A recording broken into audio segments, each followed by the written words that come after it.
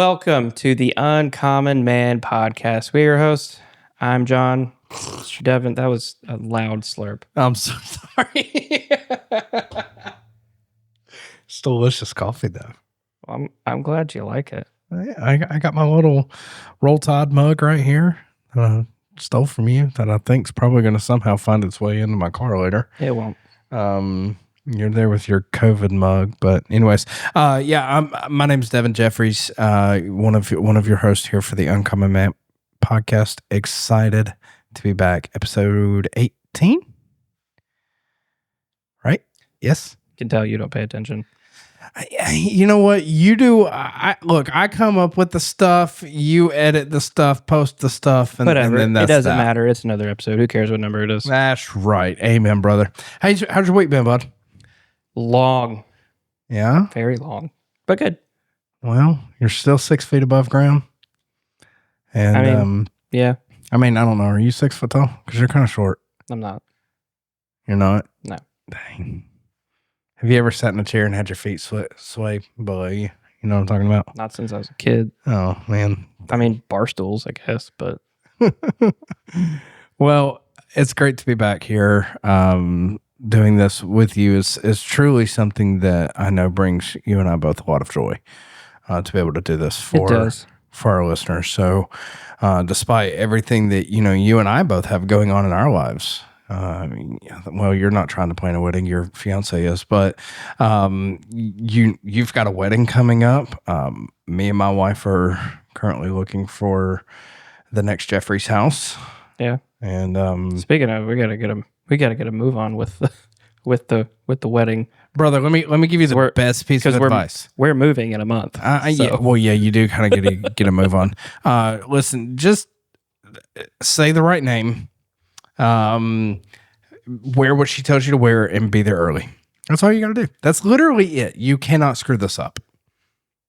I don't think I would screw it up anyway, but all right, thanks. All right, well, anyway, so we are here with another episode here for you tonight. When we dive into this podcast, and as I pray about and John prays about the things that it is that we want to talk about, we'll spend a good hour sometimes just coming up with, kind of how the episode's going to look and what we want it to sound like. And in this case, this was something that I felt like had been brewing for a little bit, where you and I were going to kind of peel back the onion a little bit about, some of the things that we each deal with.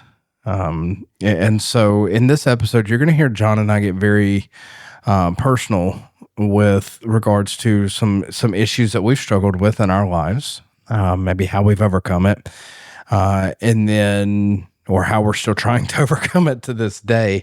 And then we'll end in talking about something that Paul wrote in Romans chapter 12 that deals a lot with it. So, yeah. Well, you might as well start off with Romans chapter 12. Romans chapter 12. And we'll go back into it again at the end. We'll bookend it. Romans chapter 12, verse 1 and 2 is where we're going to kind of camp out here. It says, "Therefore I urge you, brothers and sisters, in view of God's mercy, to offer your bodies as a living sacrifice, holy and pleasing to God. This is your true and proper worship." Now, this particular verse is obviously talking about the way that we are in our bodies, that our body is a temple of the Father. That's something that Paul was referencing there. But check out where he continues to go. "Do not conform to the pattern of this world, but be transformed by the renewing of your mind. Then you will be able to test and approve what God's will is, his good, his pleasing, and his perfect will." And I think for a lot of people, we tend to skim over verse 2. I realize it's kind of popular, but verse 1's a little bit more popular, especially whenever, pastors talk about, how we do it. I feel like that, but I could be dead wrong there. But when we break down what Paul's saying, and we'll do that a little bit later, but when you break it down and he's talking about the renewal of your mind, that's a process. And part of that process is learning to deal with our emotions. Mm-hmm. Right? What is, John, just a quick question, what is probably the craziest thing that you've ever gotten you got mad about it. So like something really stupid I got mad about? Yeah. I mean, there's been plenty. Have you ever gotten? I'll have to think about it for a second because it's been I mean, I've gotten upset about stupid things plenty in the recent years, I guess, but it's been a while since I've got truly irate about something insanely stupid. It ain't even got to be irate. Like you got bothered by something and you were like, why am I even mad about this? This is dumb. I'm dumb. Okay. Here we go. Laura, I'm sorry. I love you. Oh God. She is sure you want to every time. Hold on. Are you sure you want to go down this road? Yeah, we had this conversation about it. Every single time. Well, not every single time. Almost every single time I've been at her house and used the bathroom. The toilet paper holder is empty and the toilet paper is sitting on top of it. How hard is it? I know, right? Seriously.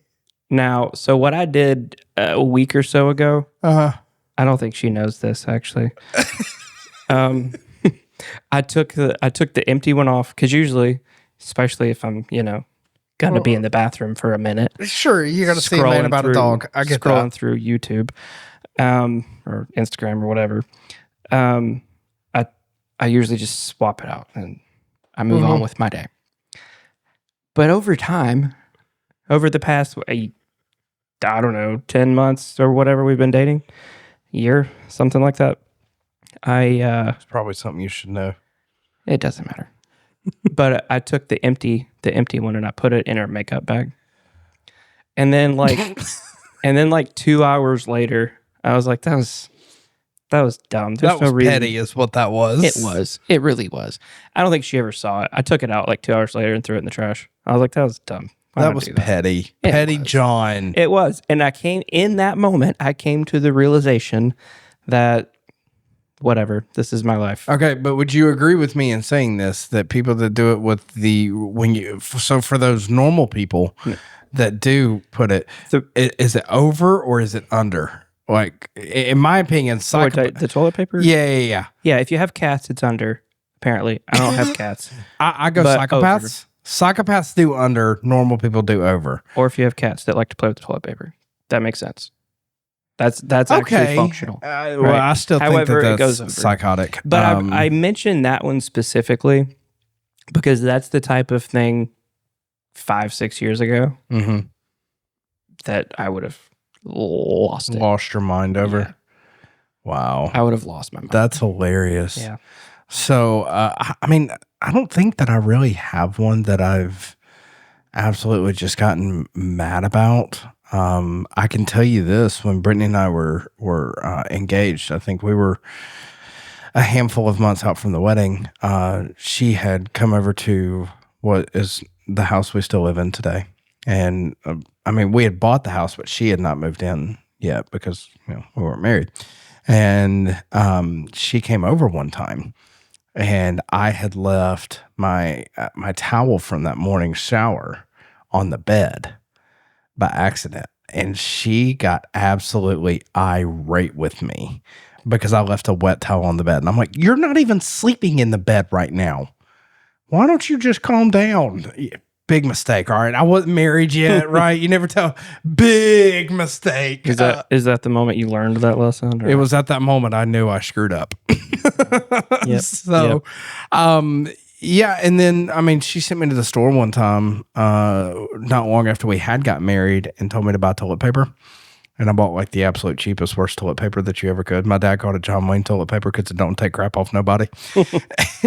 And true story, the one and only time that my wife has ever cursed at me when she asked me what in the actual did I buy. So we still laugh about it to this day. But yeah, so I think it's funny that both of the things we get upset about involve rump ribbon. So it is a little bit funny. That's weird. Anyways, that being said, I'm not going to get upset about the I made a choice. It's just that I'm weird. just Like, how do you? not gonna It's get not upset that about it hard. being- You take it out. You throw the old one. You put the new one on. I This think- isn't difficult. And not to dwell on it, I think Sorry, the thing Laura. that irritates me the most about it is that the new roll is sitting top on of it. Oh yeah. No. No. Like, what are you? I mean, that's like you made that the- is the only thing. Okay, we've spent enough she time does, but- talking about toilet paper. Yeah, anger. So, Is that where we're going? Yeah. Let's discuss anger a little bit. Because I think this is something. Anger is one of, in my opinion, one of the top two, maybe even three, of most common emotion that men feel. The problem is this: the difference between the common man and the uncommon man, and how they deal with their anger, is what is drastically different. Yeah. And so, for example, I had a wife. I'm friends with the husband in this couple, and the wife came to me and she was talking. We were in a public setting, like there was nothing weird or anything like that going on. But she came to me and she said that she had been praying about something, and I said, "Oh, cool. Have you prayed with him about this?" And she said, "Oh no, he would freak." I said, "What are you talking about?" And she goes, "No, I can't. I can't go to him about this." And I went, "Hold the phone. Wait just a second. You're married to this man, right?" She goes, "Right." I said, "You trust this man with your life, right?" Right. "You have your kids with this man, right?" Right. "But you won't go to him and talk about this? I don't understand that." I said, "You got to help me make this make sense." And that's whenever I remember bringing it up to Brittany later, and she was like, "Oh yeah, no, there's a lot of things that women will not go to their husbands about because they're absolutely terrified of the way they're going to react."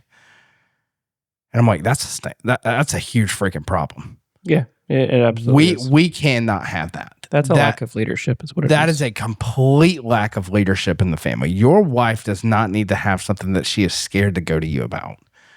And if you disagree with me, argue with a wall. Yeah. There is no way, shape, form, or fashion that should be the case. Yeah.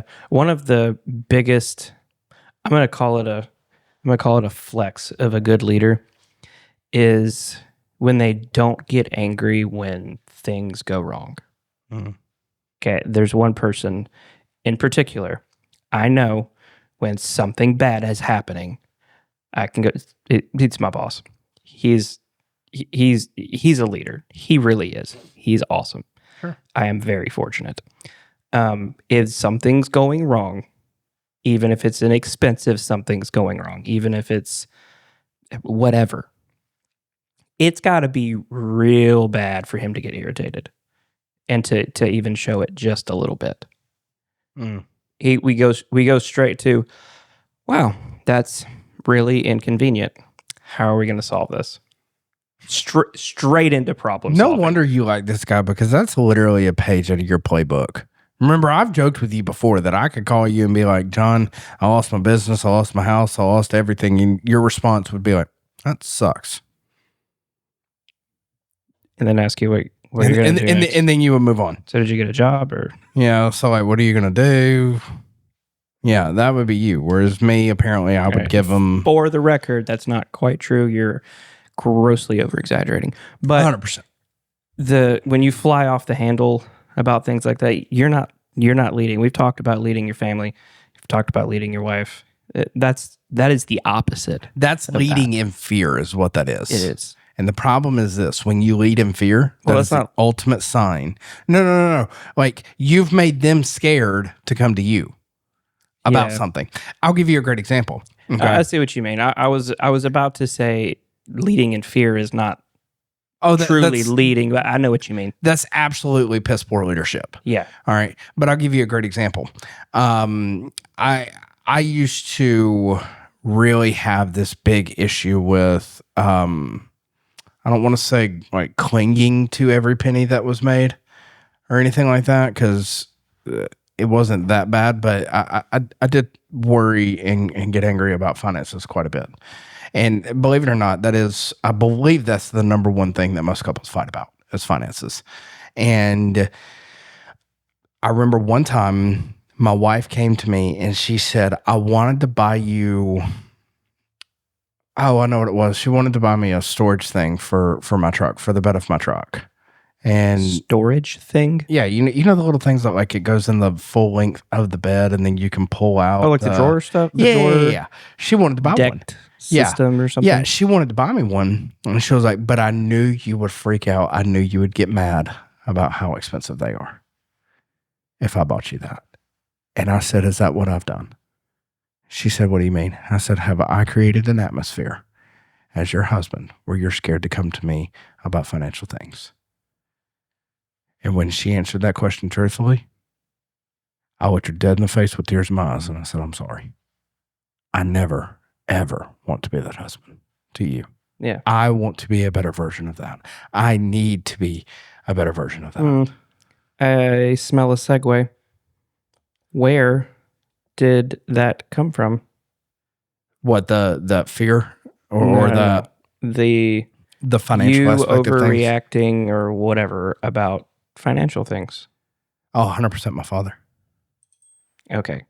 Like that was in other words, I picked that up from him. How do you mean though? Like, okay, what are you saying? it's a learned behavior, but you're worried about it, right?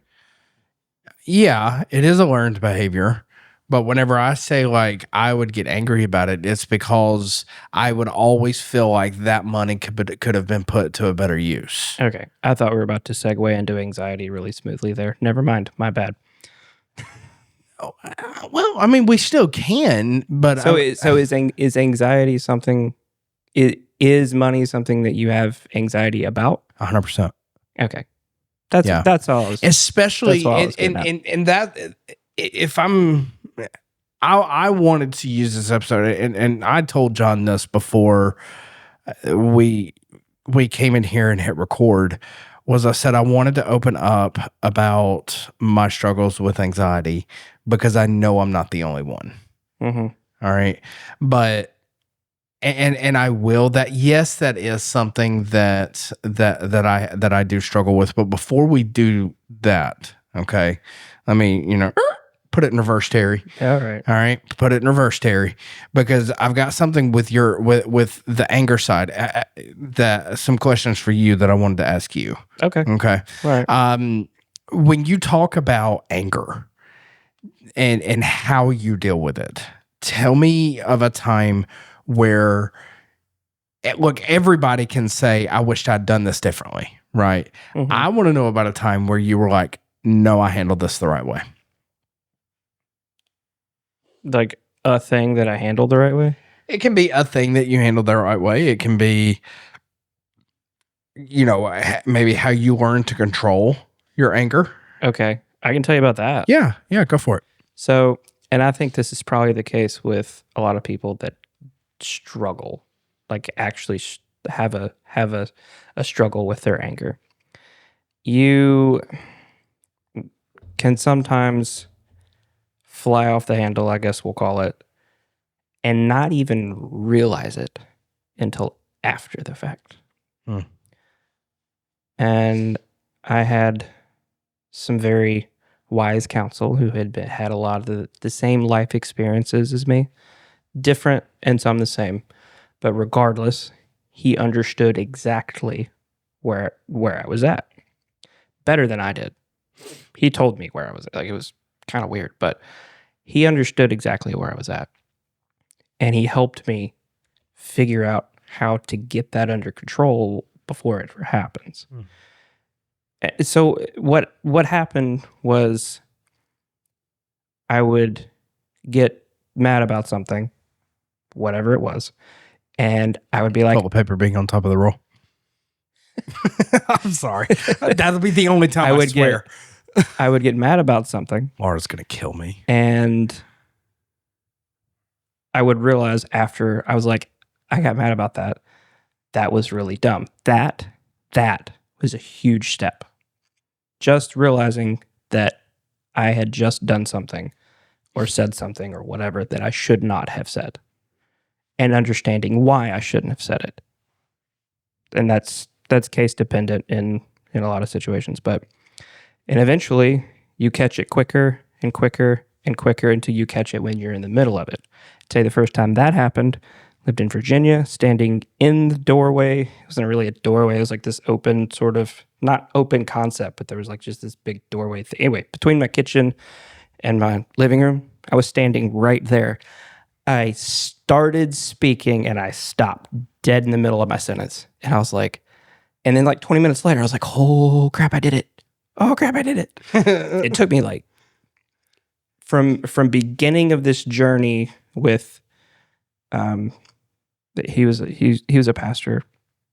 He was my pastor in Virginia. Beginning to this point in the journey, that was probably like 3 months or something like that. And eventually someone told me that anger is a choice. To some extent, I agree with that. Anger is a choice. Anger, how we think about it, how we normally view it, is a choice.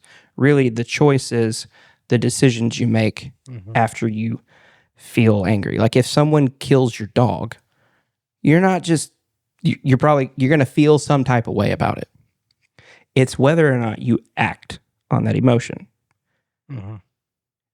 And there's some people that could watch someone kill their dog. Maybe they're heartless. I don't know. But they could watch someone kill their dog and just show zero emotions. They're super stoic, as to say. But, and I'm not saying you have to do that, but it is the decisions we make when we have those emotions is what is really what matters. Yeah, I think you have to look at when you lose control of the anger and air quote lose your temper, and what is the damage that's done? At Celebrate Recovery, they have the what is the Serenity Prayer? And part of that, I don't remember the whole thing. Don't catch me trying to quote that, but it's something like help me to control the things that I can, and not worry about the things that I can't control, and the wisdom to know the difference. Something like that. No, you actually got that right. Yeah. Yeah, you're good. I probably got some of the words wrong. Doesn't matter.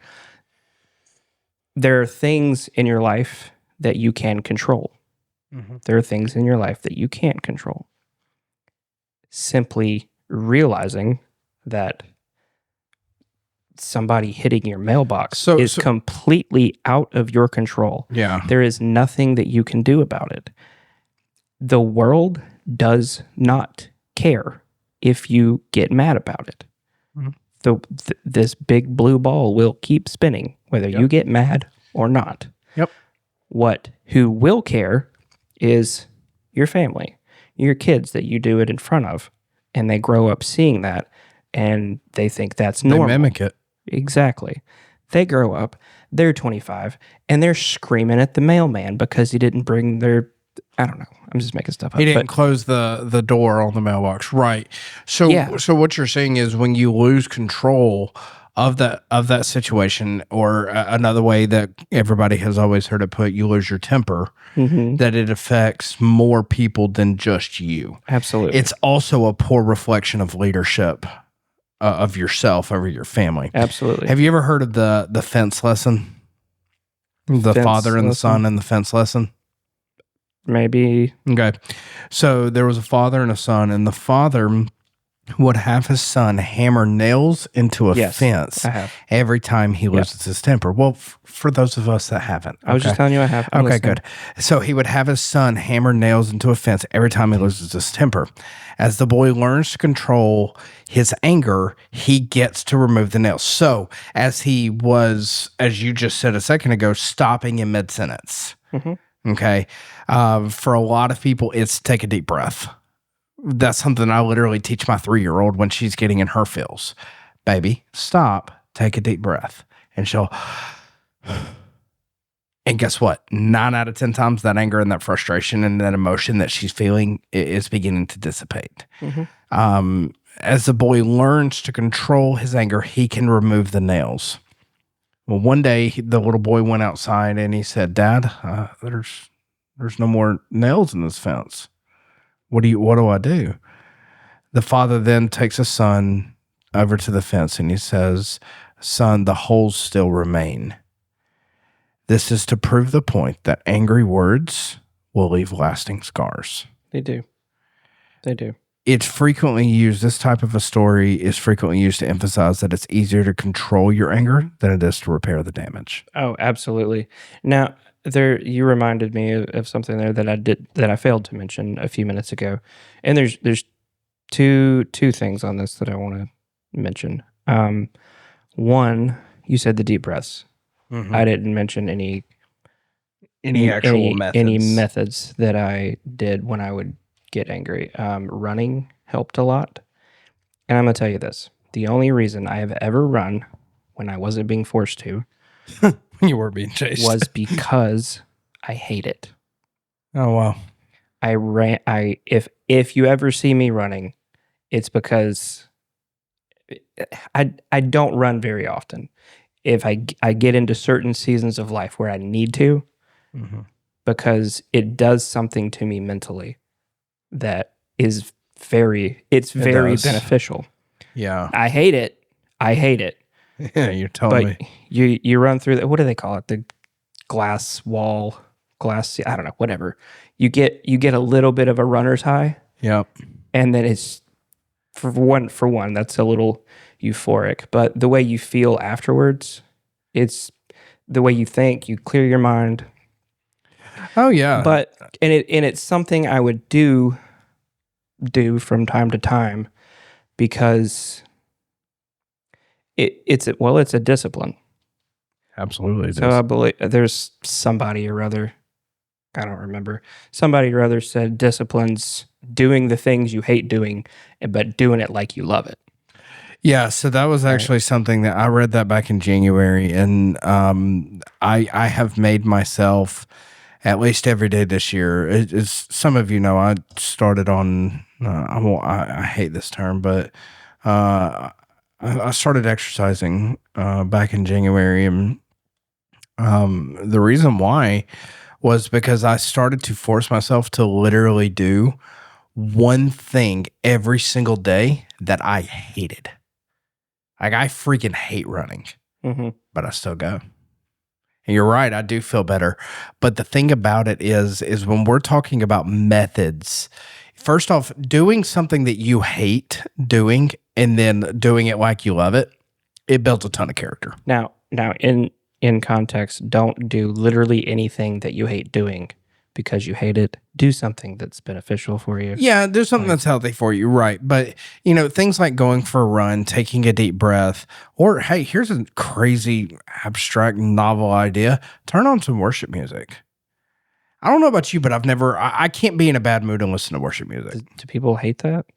Well, That's what we were talking about. What I'm saying is, like, it's so obvious. Okay. But a lot of people miss it. Like, if I'm in a bad mood or whatever and I turn on worship, I'm not in a bad mood for very much longer. So speaking of that, and the other thing I wanted to mention, and this applies to all emotions, really. Why do you even get angry to begin with? So we realize we have no control over the world around us. Why in the world would we get angry about someone running over our mailbox? I think for a lot of people, it is a natural reaction. Sure. To a lot of things. And I have always said this. This is something that I heard, actually, my sister-in-law taught me this at a younger age. She said, we can never control our first thought. You can control your first action and every thought after that. Correct. And so, for example, if I tell you that, John, I killed your dog, you don't even have a dog, but if I did, John, I killed your dog, your first thought, maybe, you son of a, and like you're mad at me, you hate me, and whatever. Your first action is what you can control. Mm-hmm. You cannot control how that first thought hits. My wife and I are looking for a house right now. We find a house that I absolutely love. She does not. She comes to me and she's like, I don't like this house. My first thought is too dang bad. Get the heck over it. My first action is, let's discuss this. What do you not like about it? That being said, that's not quite what I was getting at. I'm sorry. But back it up, Terry. But on that note, the more you practice taking your thoughts captive, the more that first thought won't be something like that. That's good. So there's that. Anyway, that's good. We experience emotions because we make judgments about how we think the world around us should behave. We believe that the drunk idiot driving through our neighborhood should not run over our mailbox. Are we correct? Yeah, I mean, yeah, probably. But we make judgments about it. And when things don't go the way we think they should go, when things don't happen the way... When other people don't behave the way you think they should. Or when things don't happen the way it should, or when things do happen, things that are completely outside of our control, we get mad about it. Or we get upset about it. We get... I think it's because... You get sad about it. You get... The average man, though, I think just loves the power of control. I think they're hooked to it. No, that's 100%. I said no. I meant yes. I said it in a... Anyway. I know. Anyway. You said it in the way a female would. I know. All you had to do was add liking. You were correct. Golden. We'll go with that. You were correct in your statement previously. I'm going to cut this out. I love you, bud.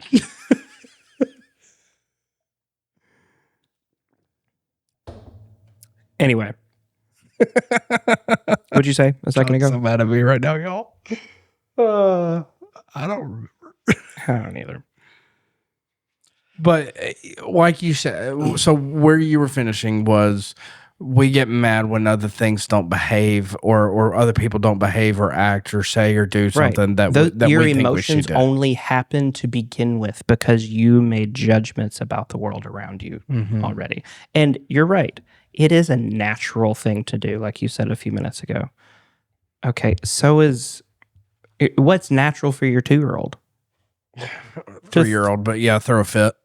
I didn't mean your 2-year-old. I meant your 2-year-old in general, right? It's not acceptable when they're 5 or 6. It's 100% not acceptable when they're 25 or 26. What's funny is my daughter tells me now, not acceptable. That's so hilarious. If I tell her, I'm like, baby, we don't scream at daddy. She goes, not acceptable. And I'm like, yes, Ariel. Okay. That's hilarious. Yeah, it might be a natural reaction. That doesn't make it okay. No. And you can't, what we have to get away from is, in my opinion, is saying things like, well, that's just the way that they are or whatever like that. I think that that's a very dangerous slippery slope to go down. Whenever it comes to managing your anger and controlling it, I think what we have to do a better job of is, first off, if that's something you struggle with, ask the Lord to deliver you from that spirit of anger, that spirit of fear, and truly seek and read, what does the Bible have to say about it? What is it? Because, I mean, the Bible talks about anger quite a bit. Be slow to anger, right? Even in Romans, to be transformed by the renewal of your mind. In other words, you cannot behave and act when your mind is not rooted in the things of God, and then wonder why you don't respond and react in the way that a man of God would, or should. When things do happen, you act in a wise manner, and you stop. Part of the reason taking a deep breath helps is because you physically pause. Go back to what that says, though. Do not conform to the pattern of this world. Think about how much you as a man would stand out and be different if you did not react and respond the way the average common person would. I mean, if that was a hat, you'd stick out like a sore thumb. Yeah, absolutely. Like if everybody had red and blue hats and the blue hats don't get angry, like you stick out like a sore thumb. but be transformed. When we're talking about transformed, we're not talking about the cars and Transformers. We're talking about being transformed. I really thought that was a good one. Sorry. It was pretty bad. To being transformed by the renewal of your mind. What does it mean to be renewed? It means that it's something that's brand new. It's something that was dirty, that was old, that was rotted, that was whatever you want to say. And then now it's new, it's shiny, it's pretty, right? To be transformed by the renewal of your mind. And understand this, when we're talking about renewal of your mind, it is a daily process, man. Renewing your mind is a daily process. Yeah. It is not something that is going to happen overnight. You are still going to get angry about stupid stuff. It's going to happen. Case in point, remember I said I remember the moment where I caught myself in the middle of the sentence? Yeah. Fast forward, I don't know, a year. And I went through a little season there where I wasn't catching myself getting irritated about things. I wasn't necessarily yelling and throwing a fit about anything, but I was very visibly irritated about certain things. Yeah. And I had to check myself on that. That's right. Well, I think that's a good one to put a pin in here for anger. Yeah. And what I think we'll do is let's save the anxiety for the next episode. Okay. All right. And as we do that, I will open up and share a little bit more about my struggles as far as like how I've dealt with anxiety. John, I want to thank you. Real quick. Yeah. I didn't say it earlier because I didn't quite remember, but I Googled it while you were talking. What I said about your judgments of the world around you. The direct quote itself here didn't come up. Never mind. Yes, it did. Thank you, Reddit. Epictetus. It's not things that upset us, but our judgment about things. That's what I was getting at. Judgment about things. And understanding this. I love the way that you put that though. It's our understanding of things. Read that again. The quote is, it's not things that upset us, but our judgments about things. We have preconceived judgments about the world around us. Yes, we do. And when things don't go our way, we have... And I think you also have to remember, we get angry about it. That's right. I think you also have to remember whenever it comes to people and other people's actions, it's important to remember lost people will behave like lost people. Yeah. Okay. So people who are far from God are going to behave like people who are far from God. Yeah. Okay. So it doesn't matter. Look, it means that they need a little extra dash of grace in their coffee. Okay. Speaking of, if you have a little kid that you get angry at, they're kids. They're going to behave like kids. They're little. Stop and remember how little they are. If you have a little puppy at home, it's going to behave like a puppy. There's no point in getting mad about it. It doesn't know why you're mad. It's just being a puppy. You're telling this to the guy that got upset yesterday with his 3-year-old because she almost broke his sunglasses. Yes, that would be me. All right. So, I mean, guilty as charged, right? But also, like you said, our kids, I've said this before, especially in my fatherhood group, that your kids are watching you like a movie. Mm-hmm. They're watching for how you respond and react. Your sons are watching and learning from their dads how to treat a woman, and vice versa. All right, with daughters. And the thing about it is, we have to remember, much like the nails in the fence and the holes, the damage is still there. Yeah, but it's always much easier to learn to control your anger than it is to repair the damage. Now, that being said, if you've already damaged people in your life, it's never too late. That does not mean that you can't, that it can't be, I won't say completely healed, right? It depends on the damage. It depends right? on the situation. It completely depends. However, you do still need to work on it. Yeah, absolutely. To work to fill those holes. Yeah. Because they can be filled. John, I want to commend you, brother. It's not easy for us to talk about our struggles for us as men. I Full think disclosure, that one's not that hard for me, but well, no, but I mean, you did say you were like, yeah, no, anger is something I've dealt with, and Yeah. I think they need to hear about it. So, it's not easy though to share those things. yeah, I Googled earlier. What did I say? 60% of men deal with anger. I think they mean like really bad anger issues. Yeah, really, really bad anger issues. I don't know, but I feel like just ask yourself. I feel like there's more married couples out there than not whose wives are afraid to go to them with something. Yeah, ask yourself this: have I created an environment of my home to which there is an open conversation type of a policy, that your kids are not scared to go talk to dad about something, right?